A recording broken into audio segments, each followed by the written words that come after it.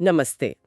आज हम James clear की बहुत ही मशहूर किताब एटॉमिक हैबिट्स के कुछ दिलचस्प विचारों पर बात कर रहे हैं। हमारे पास इस किताब का एक सारांश है और आज हम उसी के आधार पर ये समझने की कोशिश करेंगे कि इसके मुख्य सबक क्या हैं। जी। इस किताब का जो सेंट्रल आइडिया है, जो सारांश से उभर कर आता है, वो मुझे काफी अलग लगा।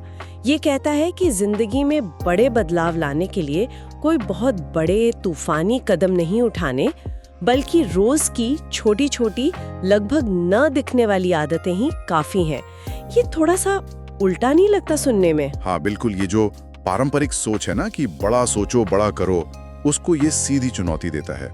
और हमारी इस चर्चा का, इस विश्लेषण का मकसद भी यही है कि इस सारांश के जरिए हम एटॉमिक हैबिट्स के उन खास सिद्धांतों और तरीकों को समझें जिन्हें असल जिंदगी में उतारा जा सके। हाँ, और देखें कि ये सारांश हमें क्या सिखाता है, कैसे इन विचारों को हम रोजमर्रा की जिंदगी में इस्तेमाल कर सकते हैं। बिल्कुल। तो चलिए सीधे मुद्दे पर आते हैं। सारांश में एक बात है जो दिमाग को एकदम घुमा देती है, वो है रोज सिर्फ 1% बेहतर होने का विचार। वो कहते हैं कि अगर हर दिन सिर्फ 1% सुधार किया जाए तो साल के अंत तक कोई लगभग 37 गुना बेहतर हो सकता है। ये कैसे मुमकिन है? यहीं से शुरू करते हैं। हाँ, ये 1% वाला नियम।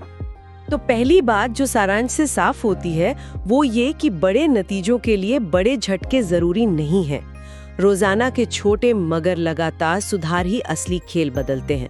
ये उस आम सोच से बिल्कुल अलग है कि कुछ बड़ा पाने के लिए अचानक से बहुत कुछ बदलना पड़ेगा। सही कहा। सारांश इसी बात पर जोर देता है कि जेम्स क्लियर का नजरिया है, धीरे चलो पर लगातार चलो। छोटी आदतें जब नियमित रूप से की जाती हैं तो उनका असर जुड़ता जाता है।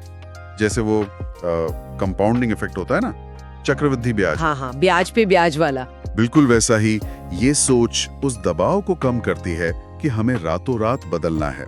ये याद दिलाता है कि तरक्की अक्सर धीमी होती है, दिखती नहीं, पर समय के साथ उसका नतीजा बहुत बड़ा हो सकता है। लेकिन ये 1% रोज बेहतर होना, क्या ये सच में इतना मायने रखता है? सुनने में तो लगता है अरे 1% क्या होता है, क्या इससे वाकई वो 37 गुना वाला फर्क पड़ सकता है? हाँ, यहीं पर मामला दिलचस्प हो जाता है। देखिए, 1% सुधार इतना छोटा है कि शायद उस दिन महसूस भी ना हो, लेकिन सारांश हमें चक्रवृद्धि प्रभाव की ताकत दिखाता है। ये गणित का कमाल है असल में। अच्छा। हाँ, हर दिन 1% बेहतर होने का मतलब है कि आप पिछले दिन से थोड़ा बेहतर कर रहे हैं, और ये बढ़त फिर अगले दिन की बढ़त में जुड़ जाती है। साल भर में ये छोटे छोटे सुधार मिलकर एक बहुत बड़ा आंकड़ा बना देते हैं, वही 37 गुना वाला। अरे वाह। और इसका उल्टा भी उतना ही सच है जैसा सारांश इशारा करता है। अगर कोई रोज 1% फिसलता है तो साल के अंत तक वो लगभग 0 पर पहुंच जाता है। तो ये छोटी आदतें, चाहे अच्छी हों या बुरी, समय के साथ बहुत शक्तिशाली बन जाती हैं। बस कुंजी है निरंतरता, लगातार करना। कमाल है, मतलब छोटी चीजों का इतना बड़ा असर। तो फिर अगर ये छोटी आदतें इतनी जरूरी हैं, तो सवाल ये उठता है कि ये बनती कैसे हैं? सारांश में आदतों के 4 नियमों का जिक्र है: संकेत, इच्छा, प्रतिक्रिया और इनाम। क्या आप इसे थोड़ा आसान शब्दों में समझा सकते हैं? जरूर। देखिए, ये 4 चरण, जैसा कि सारांश बताता है, किसी भी आदत के पीछे का मनोविज्ञान है। ये एक तरह का लूप है जो हमारे दिमाग में चलता है। पहला है संकेत, मतलब कोई ट्रिगर, वो चीज जो आदत को शुरू करने का इशारा देती है। ये कुछ भी हो सकता है, घड़ी में एक खास वक्त, कोई जगह, कोई एहसास या कोई दूसरा इंसान। जैसे फोन की नोटिफिकेशन की आवाज। बिल्कुल, वो एक संकेत है। दूसरा है इच्छा, यानी उस संकेत से जुड़ी तलब या चाहत। असल में हमें आदत की तलब नहीं होती, हमें उस इनाम की होती है जो उससे जुड़ा होता है। जैसे नोटिफिकेशन देखकर ये जानने की इच्छा कि किसने मैसेज किया, ये इच्छा है। अच्छा। तीसरा है प्रतिक्रिया। ये वो असल काम है जो हम करते हैं, मतलब हमारी आदत। जैसे फोन उठाकर मैसेज चेक करना, ये हुई प्रतिक्रिया। और चौथा है इनाम। ये वो संतुष्टि या फायदा है जो हमें प्रतिक्रिया से मिलता है। ये हमारी इच्छा को शांत करता है और हमारे दिमाग को सिखाता है कि भाई ये पूरा चक्कर दोबारा दोहराने लायक है। जैसे मैसेज पढ़कर जानकारी मिलना या जुड़ाव महसूस करना, ये इनाम है। ये चारों मिलकर एक आदत का चक्र पूरा करते हैं। अच्छा, तो ये एक पूरा सिस्टम है, मतलब एक के बाद एक ही चीजें होती हैं। सारांश कहता है कि नियमों को समझकर हम अच्छी आदतें बना सकते हैं और बुरी आदतों से छुटकारा पा सकते हैं। ये कैसे होता है? क्या इसका कोई फॉर्मूला टाइप है? हाँ, आप इसे एक तरह का फॉर्मूला कह सकती हैं। बिल्कुल, सारांश के मुताबिक अच्छी आदतें बनाने के लिए हमें इन 4 चरणों को इस तरह बदलना होता है। पहला, संकेत को एकदम स्पष्ट बनाओ, मतलब वो दिखे, नजरअंदाज ना हो पाए। दूसरा, इच्छा को बेहद आकर्षक बनाओ, उसे करने का मन करे।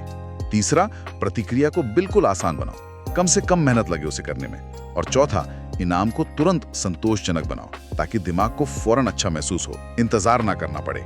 ठीक है, ये तो अच्छी आदतें बनाने के लिए हुआ।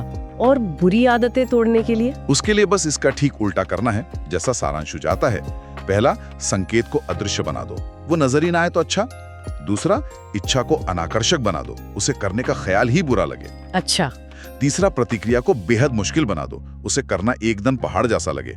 और चौथा, इनाम को असंतोषजनक बना दो, उसे करने के बाद अच्छा नहीं बल्कि बुरा महसूस हो। सारांश इन नियमों को आदतों पर काबू पाने के एक व्यावहारिक टूल की तरह पेश करता है। ये तो बहुत प्रैक्टिकल लग रहा है सच में। इन नियमों को सोचकर शायद कई चीजें आसान हो सकती हैं। लेकिन सारांश में एक और बात है जो मुझे थोड़ी चौंकाने वाली लगी, कि हमारा माहौल हमारी इच्छा शक्ति से ज्यादा मायने रखता है। हम तो हमेशा यही सुनते आए हैं कि अगर विल पावर मजबूत हो तो कुछ भी मुमकिन है। हाँ, ये वाकई एक बहुत शक्तिशाली विचार है और शायद इस किताब के सबसे अहम व्यावहारिक सुझावों में से एक, जैसा सारांश जोर देकर बताता है। अक्सर जब हम कोई आदत बदल नहीं पाते तो हम खुद को दोष देते हैं कि भाई मुझ में इच्छा शक्ति की कमी है या मैं पर्याप्त अनुशासित नहीं हूँ। हाँ, यही सोचते हैं। लेकिन सारांश का तर्क है कि ज्यादातर मामलों में समस्या हम में नहीं, हमारे माहौल में होती है। हमारी इच्छा शक्ति एक बैटरी की तरह है, वो दिन भर में खत्म हो जाती है। लेकिन हमारा माहौल, हमारा घर, हमारा ऑफिस, हमारे दोस्त, ये सब लगातार हमें प्रभावित करते रहते हैं, अच्छे या बुरे तरीके से। हाँ, सारांश में वो सेहतमंद खाने वाला उदाहरण भी था। अगर घर में जंक फूड दिखेगा ही नहीं तो उसे खाने का मन भी कम करेगा और कोशिश भी ज्यादा लगेगी उसे हासिल करने में। ये तो बहुत सीधा सरल तर्क है। बिल्कुल सही, ये उन 4 नियमों का इस्तेमाल है असल में। जंक फूड को छुपा देना या घर में ना रखना, ये बुरी आदत के संकेत को अदृश्य बनाना हुआ।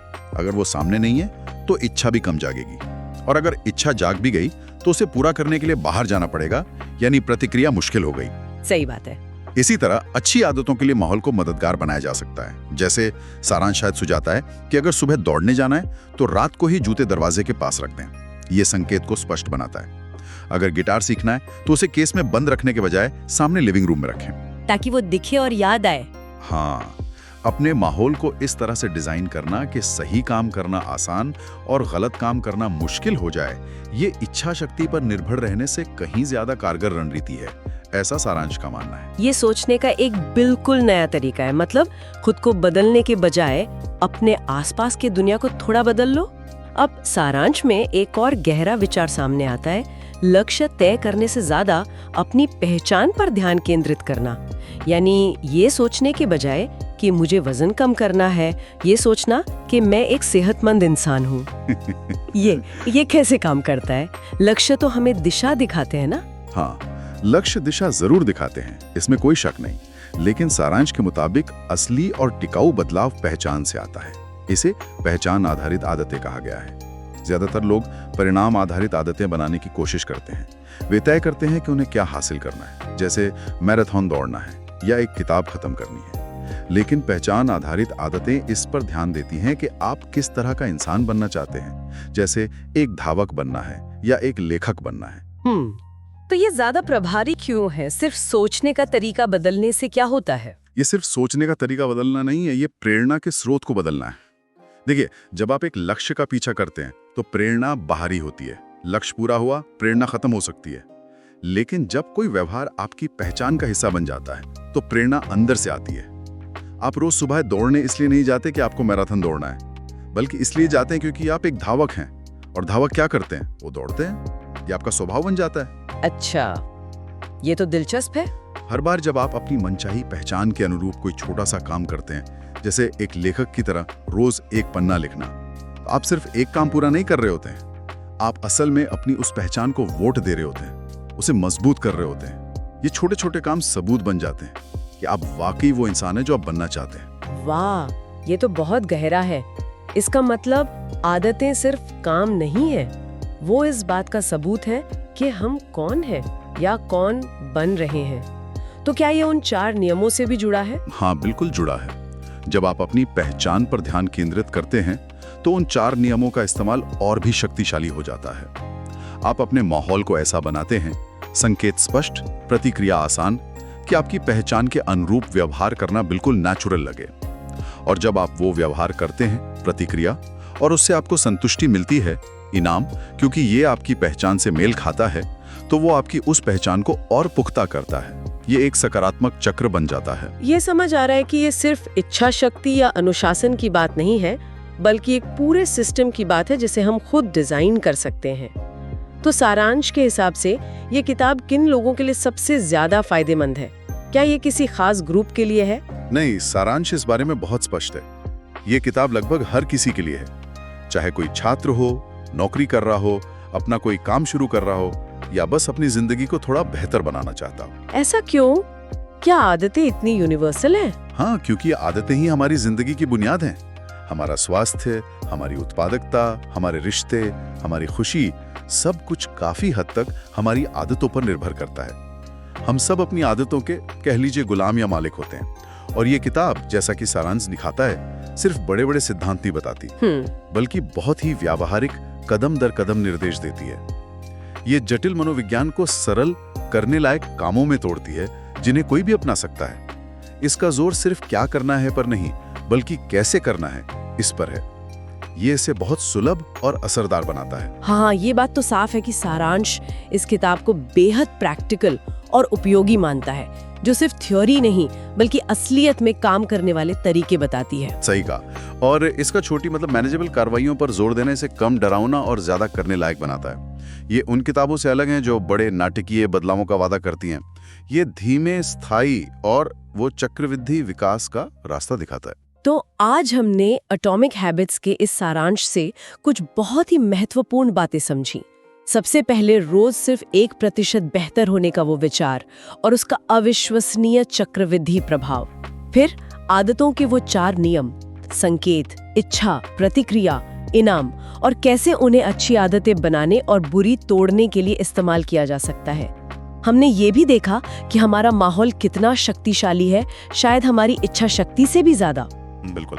और आखिर में पहचान आधारित आदतें बनाने का वो गहरा विचार, यानी इस पर ध्यान देना कि हम कौन बनना चाहते हैं, न कि सिर्फ ये कि हम क्या हासिल करना चाहते हैं। ये सब जानने के बाद एक सवाल है जो शायद सोचने पर मजबूर करे। सारांश हमें छोटे कदमों की ताकत दिखाता है, तो क्यों ना आज ही इस पर विचार किया जाए। ऐसी कौन सी एक बेहद छोटी, शायद सिर्फ 2 मिनट लगने वाली आदत है जिसे आज से ही शुरू किया जा सकता है? ऐसी आदत जो उस पहचान की तरफ एक छोटा सा कदम हो जो कोई अपने लिए बनाना चाहता है। जरूरी नहीं कि ये कुछ बड़ा हो, बस एक छोटा सा संकेत कि हाँ, आप उस रास्ते पर हैं। क्योंकि जैसा हमने चर्चा की, इन्हीं छोटी शुरुआतों में भविष्य के बड़े बदलाव छिपे हो सकते हैं। ये वाकई सोचने के लिए एक बेहतरीन नुक्ता है। उम्मीद है कि एटॉमिक हैबिट्स के सारांश का ये विश्लेषण जानकारीपूर्ण और उपयोगी रहा होगा। अगली बार फिर मिलेंगे एक नए विषय और उसके गहन विश्लेषण के साथ।